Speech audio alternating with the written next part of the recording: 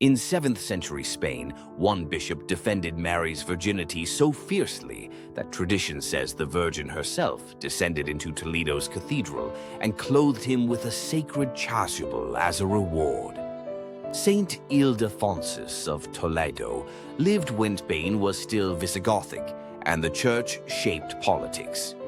He became famous for one thing above all: an iron defense of Mary's perpetual virginity. His feast on January 23rd is not about a battlefield victory, but a doctrinal one. It is the story of a bishop who believed truth must be guarded like a city wall. Ildephonsus was born in Toledo, in central Spain, around the year 607. Toledo was not a backwater, but a capital of learning and government in Visigothic Hispania. He came from a prominent family connected to the church leadership of the city. One of his most important early influences was his uncle, Eugenius of Toledo. Eugenius would later become Bishop of Toledo, and Ildephonsus learned close to that circle. As a young man, Ildephonsus was educated for the clerical life with serious expectations. But he did something that often marks real conviction. He chose a harder road. Against family plans, he entered monastic life at the monastery of Agali near Toledo. Agali was not a romantic retreat, but a disciplined school of prayer and study. Monastic life trained him to obey, to endure, and to think in long centuries. Around the early 630s, he was ordained a deacon by Bishop Eladius of Toledo. That ordination placed him inside the church's public service, even as he remained monastic. In time, he rose in responsibility within the monastery community at Agali. He also founded and supported a monastery for women, showing administrative seriousness early on. This detail matters because it shows he was building institutions, not just writing ideas. By about the mid-century, Ildephonsus was elected abbot of Agali. As abbot, he entered the wider arena of Visigothic church governance and councils. He participated in the 8th and 9th councils of Toledo in 653 and 655. These councils were not abstract meetings, but engines of law, unity, and state cooperation. Toledo's councils helped define doctrine, discipline, and how church and kingdom interacted. When Eugenius II died, the church looked to the man formed under his shadow. In 657, Ildephonsus was chosen as Archbishop of Toledo, the leading see of Spain. According to tradition, King Regiswinth pressed him to accept the office. That is a revealing detail because humble men often resist power, while ambitious men chase it. Once installed, he governed Toledo for a little more than 9 years. To understand Ildephonsus, you must picture a bishop who was also a scholar. He was a product of the Hispano-Visigothic intellectual world shaped by Isidore of Seville. He believed the church survives by clear teaching, guarded language, and disciplined worship. In his world, doctrinal confusion was not a private opinion, but a public danger. So he wrote, edited, preached, and standardized practice with a bishop's authority. His most famous work is titled On the Perpetual Virginity of Mary. The full title is often given as De Perpetua Virginitate Mariae contra tres infideles. In it, he argued that Mary was a virgin before, during, and after the birth of Christ. He was not inventing devotion, but defending a doctrine he saw under pressure. He framed the argument with force, repetition, and careful language to leave no escape. This writing made him one of the great Marian voices of early medieval Spain. His Marian devotion was not sentimental, but intensely theological and liturgical. He wanted worship to reflect truth, and truth to shape the imagination of ordinary people. He is often linked to the Spanish celebration on December 18th, tied to Mary's expectancy. This Spanish Marian emphasis helped form a distinct Iberian tone of devotion for centuries. But Ildephonsus was not only a Marian writer, and his range surprises modern readers. He wrote De Cognitione Baptismi, explaining baptism's meaning, prayers, and practice.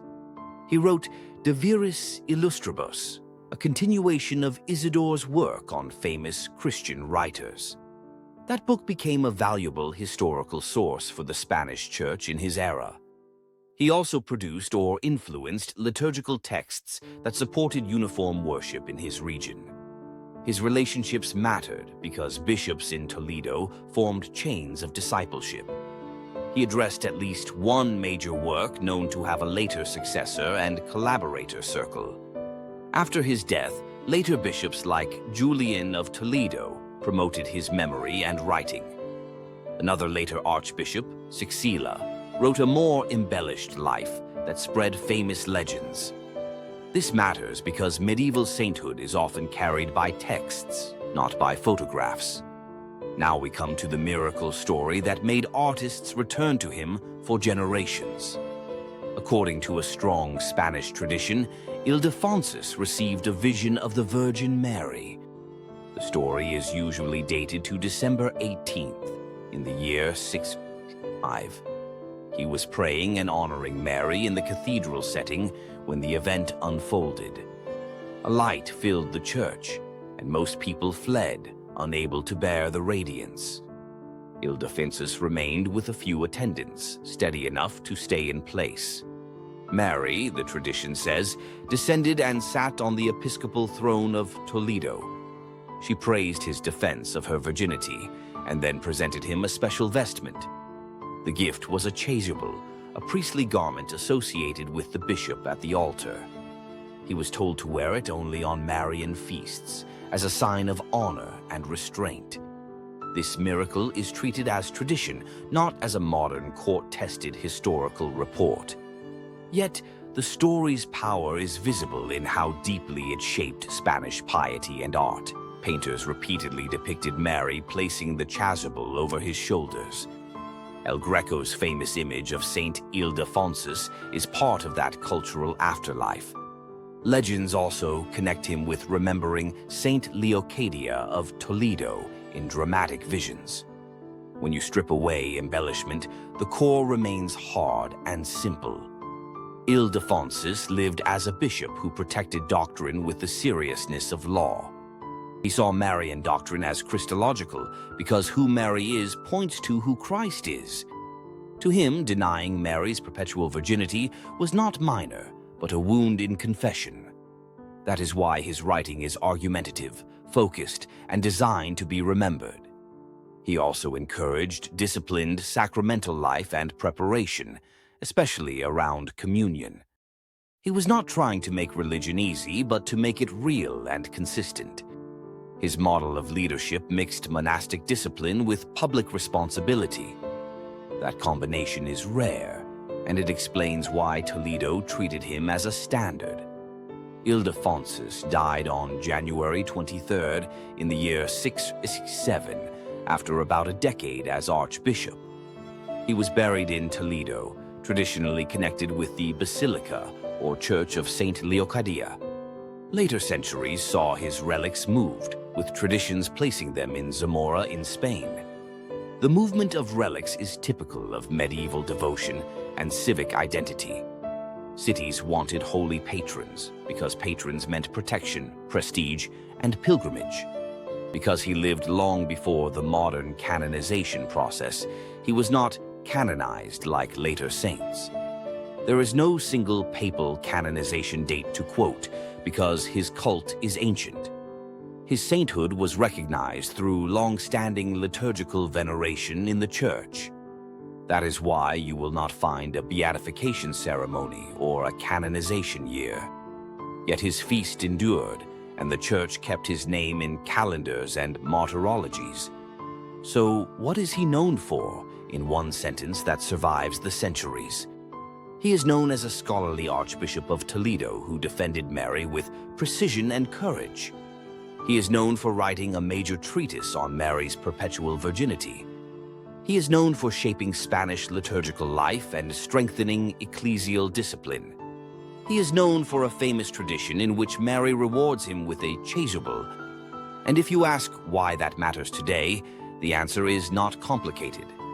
Every civilization has lines it must defend, or it dissolves into fashionable noise. For Ildephonsus, doctrine was not an academic hobby, but the grammar of salvation. He believed that when Christians speak carelessly about Mary, they soon speak carelessly about Christ. So he wrote with force, governed with discipline, and left Spain a clearer confession. On January 23rd, the Church remembers Saint Ildephonsus as a man of Toledo and of truth. He is a reminder that fidelity is often quiet, and scholarship can be an act of courage. He shows that devotion and intellect are not enemies when both kneel to reality. And he leaves a final lesson. If you honor the mother rightly, you honor the son more clearly.